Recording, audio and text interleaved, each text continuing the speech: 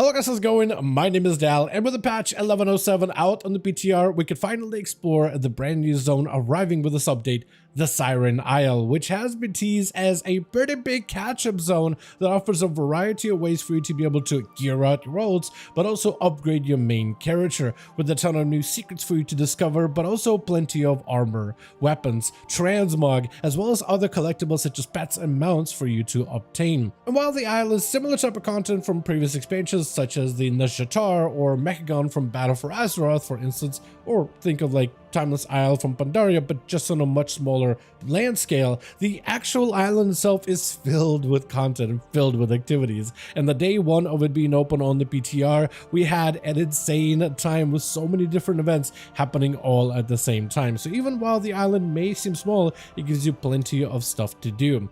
Today's video, I want to go over what the island offers, all of the different features, some of the different catch-ups, and how you'll be able to obtain the brand new ring from the island, but also go over some of the different events that you can expect from this new piece of content. As always, if you guys want to see more updates for future War Within PTR builds, be sure to follow the channel and subscribe. But otherwise, let's dive right in. So far I've been able to spend a handful of hours on the island, especially on the first day that it became available for PTR testing, and this is where everybody were on the island going through all of the different activities that were available. So I got to experience a lot of this place within a very short time. Not sure if that's exactly how the island is going to play out based on the footage you see in this video, but everything felt like it was hyper spawning and the activities were constantly happening. Maybe it's meant to function this way, or maybe it was done like this for PTR purposes so we could test everything as quickly as possible, but it just felt like there was a lot to do. Unlike the actual island itself, you'll need to start a questline in Dornogal. The quest giver can be found in the same building as the main council for Dornogal, where renowned quartermasters are, or where you can find the portals for Stormwind and Orgrimmar. That would take a second to find. You didn't get a quest pop-up or anything on PTR to actually be able to join and explore this new zone. You will also be able to find a drill in the Ringing Deeps after you've completed the intro to the questline, and you'll actually see that there's a drill out here that takes you all the way back to Ringing Deep. So once you unlock the zone the first time, being able to get back here quickly, you won't have to fly or take the Zeppelin or anything. You'll just go to Ringing Deeps whenever it ends up loading. And from the main Ringing Deep station near the Gundagraz, you'll find that there's now a Dark Iron Mole machine that takes you directly to the brand new zone. So this will be very convenient for any of you that play multiple ults, as ult gameplay here is probably going to be not necessarily necessary, but encouraged more than anything. And once you get to the main camp of the zone, you'll see that there's three factions established here: the Arathi, the Earthern, as well as the Goblins, and they're working together to uncover the secrets of the Siren Isle, as well as the backstory of everything that happened here. And basically the island is filled with a ton of different rares, ton of different open world events, but also faction events that appear from time to time. Once you turn in enough of the resources with the various factions, and there's an opportunity on this island to catch up your main but also your ults and collect the new ring and empower the ring, but also an opportunity for you to be able to earn a bunch of different collectibles and toys and other items and transmog just from while exploring on the island and interacting with a variety of its content. The island itself is one of the smaller islands. It actually was data mined a while ago back in BFA, and maybe it was meant to be an island of sorts, like an island, part of the island expeditions of BFA. So it's not really one of the bigger zones. In fact, it's actually a smaller zone that's a little bit smaller than Mechagon from Battle for Azeroth, but it's yet another one of those zones that's supposed to be kind of mimic the Timeless Isle of Pandaria that is filled with activities. It's small, but it's condensed, so there's always something to do here at all times. But the way you interact with the island, however, will be very different. The first thing you'll notice on this place is you have a debuff of high winds, which doesn't allow you to make flight or skyride on the island, so all of your mounts are going to be grounded for a good bit of time. It doesn't mean you can't explore the island through other means, but with mounts being grounded, this means it's going to be a haven for players that are looking for a more condensed PvP open world experiences. However, there's a variety of different ways you can traverse around the island even if you cannot fly, from grappling hooks to goblin rocket packs and other gadgets you can utilize to be able to get around the zone very quickly. So verticality and not being able to fly won't really be an issue whatsoever, as there's peaks high above but also caverns down below for you to explore, and it gives you plenty of ways for you to be able to get around without necessarily needing a flying mount. Pretty early on after unlocking the new isle, you'll also be able to find the new ring of the Circe Circlet. This is the ring that holds multiple gem slots that can be equipped with gems that have a variety of different effects. So it'll be very different than your normal rings that just give you secondary stats, as these rings can be customized with gems that can either also give you stats, but can also give you a variety of different properties. And so far I found a handful of these gems, mostly while doing open world events on the isle, but also doing the storms and killing rares. So you can get a huge portion of these gems just by running around and doing open world activities in this new zone. Some of the gems I've gotten so far is like a secondary stat gem that provides me additional secondary stats on my highest stat.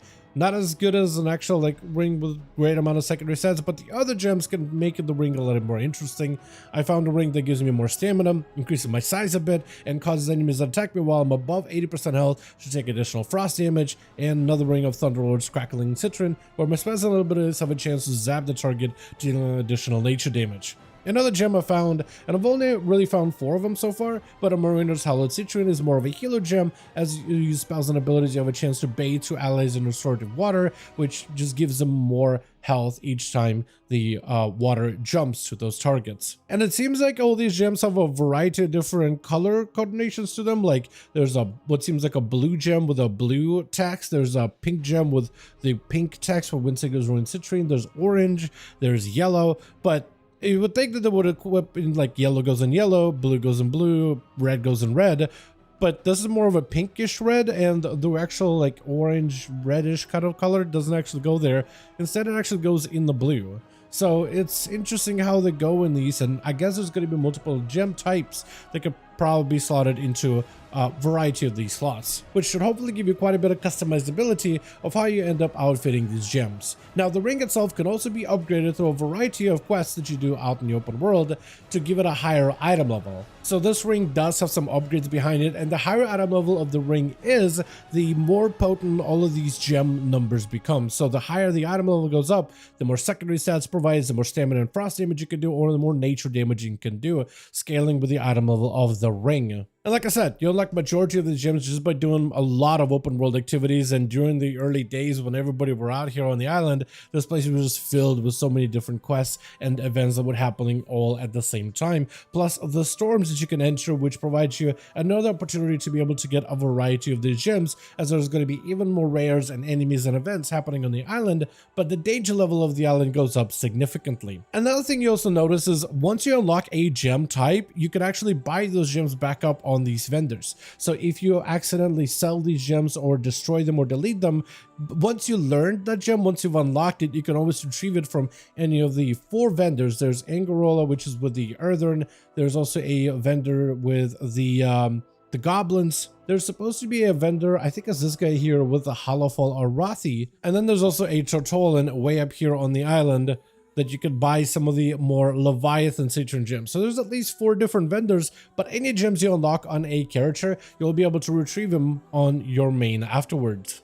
Now, as for the actual activities in the island, like I said before, day 1, I don't know if all these activities were turned up to an 11 or whatnot, but it felt like there was so much to do, and maybe even a little bit too much to do all at the same time. With so many different events happening all at once, with so many different open world events, a ton of different rares that are what felt like were hyper spawning. So there was just way too much to do. It's a small island, but there's so many things happening at the same time. You actually are kind of happy that it's small, because you can get to all these activities and participate in everything all at once very, very, very quickly. And this island has a variety of different daily quests that you can pick up from some of the different NPCs scattered all the around the island. There's also even weekly events, open world events, and a lot of opportunity for you to earn a new currency called the Flame Blessed Iron, which you'll be needing in order to power even more of these events, as in the middle of the actual camp you'll have a command map, and you can invest this currency to fill up the bar of any of the 3 factions, which activate different events and different bosses depending on the faction.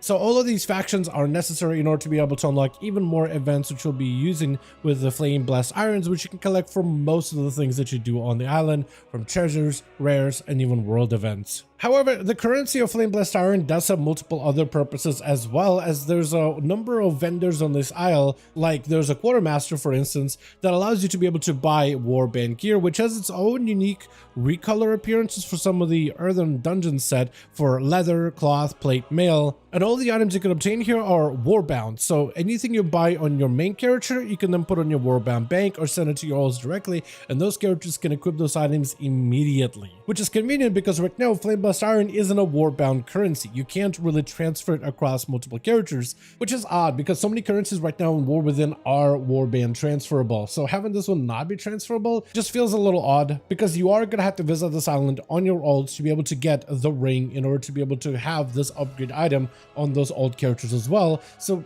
I think they should just make this warband transferable. Maybe it's a bit of an oversight, but we'll see what the future updates provide us. However, Blessed Flame Iron can also be used on other things like cosmetics. So if you're a big fan of cosmetics, you don't really want to gear out your alts, you can always grab yourself some of the trading post cosmetics that are making a return within this isle, specifically like the Water Blaster PK or potentially any of the summer sets from the original trading posts, where you have the pink tropical ensemble as well as the pink tropical swimwear. Both of them could be purchased with quite a bit of flame blessed iron, but you earn a lot of this iron just for completing activities on the isles, so 5,000 really doesn't really feel like a lot, to be honest. You also will be able to get the red surfboard, but it doesn't look like it has been implemented just yet on the vendor, but it is marked as supposed to be dropped or at least bought by So Easy, which is the vendor right here. So you'll be able to get cosmetics, but also a brand new mount to add to your collection. Lastly, I want to talk about the Storm, which is an event that you unlock once you fill up the bar of Serpent's Wrath, which seems to be available once a day for the island. Or at least it was available the other day, and it's available today as well, and that just might be a PTR thing. But once you fill up, do a bunch of activities on the island, you fill up a bar to be able to unlock the Storm's Wrath, which is kind of like a phased version of the island, which you can enter and leave at any time you want to. But this phased version of the island with the Storm active makes all the enemies on the island juiced to another degree. Everything is a lot more dangerous, everything has a lot of health, there's a lot more elites out and about. The Storm itself is a little bit less of a calm place, it's a little bit more active, a lot more hostile, everything out here wants to kill you, but you also get access to a variety of goblin engineering tools such as a mecha suit, potentially some goblin mines, or even a grenade launcher to have a little bit of an easier time fighting off some of these threats. And certain events are only available during the storms, so you're encouraged to go into the storms because the rewards from the storms are a little bit better than doing the events outside of the storms. So you really do want to activate hard mode as soon as possible and to group up with other players and then slay through as many enemies as possible in order to be able to unlock even more additional weekly rewards, but also even find some of the secrets out in the open world. One of the big mounts you're supposed to be able to get from the Siren Isle is Thryer, Eyes of the Siren Phoenix, or Lightning Phoenix, Lightning Bird. But actually I'm pretty sure I found it just exploring out within one of the crypts of the isle, but it's only available for you to be able to activate and potentially work on the mount and obtain it while you are within the storm. So you will want to activate storms in order to be able to achieve some of the more prestigious rewards from the Siren Isle. Which, like I said before, it gives you a lot of different incentives to activate the hard mode version of this isle as soon as possible, because this is where you're going to be able to get some of the best rewards available. But with everything being said, as always, I do want to thank all of you guys so much for watching this update, and I hope all of you did enjoy the video. If you did enjoy it or found it informative, go ahead and give this video a like. I would very much appreciate it. Join our Discord community if you want to keep up with anything new happening for the War Within 1107, because I usually post there all the newest updates and anything new I found within the PTR or any of the future updates of the War Within expansion. Also, let me know all your thoughts in the comments down below, and as always, I'll see all of you guys in the next one.